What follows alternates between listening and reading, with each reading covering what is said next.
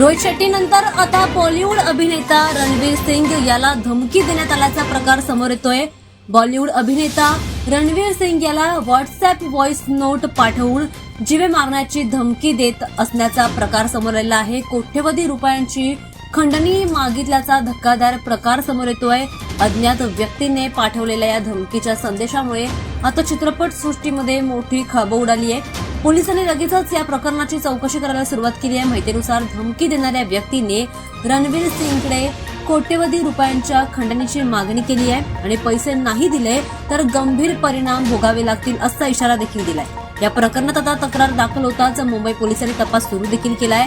Cyber सेलच्या मदतीने धमकी देणाऱ्या व्यक्तीचा शोध सध्या घेतला जातोय।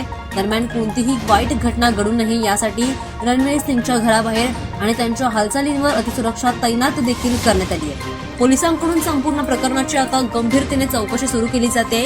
आरोपीला लवकरच अटक करण्यात येईल असा विश्वास देखील व्यक्त केला जातोय। दरम्यान रणवीर सिंगने नुकताच प्रदर्शित केलेला धुरंधर हा चित्रपट मोठा सुपरहिट मध्ये ठरलेला आहे। आता लवकरच या चित्रपटाचा दुसरा भाग देखील प्रदर्शित होणार आहे। रणवीर सिंगच्या या घटनेआधी रोहित शेट्टी यांच्या घरावर गोळीबाराची धक्कादायक घटना घडली होती। याचा तपास देखील अजूनही सुरू आहे। त्यानंतर आता लगेचच या घटनेमुळे सेलिब्रिटींच्या सुरक्षेचा प्रश्न पुन्हा एकदा ऐरणीवर आलाय आणि चाहत्यांमध्ये सुद्धा रणवीर सिंगच्या सुरक्षिततेबद्दल चिंता व्यक्त केली जाते।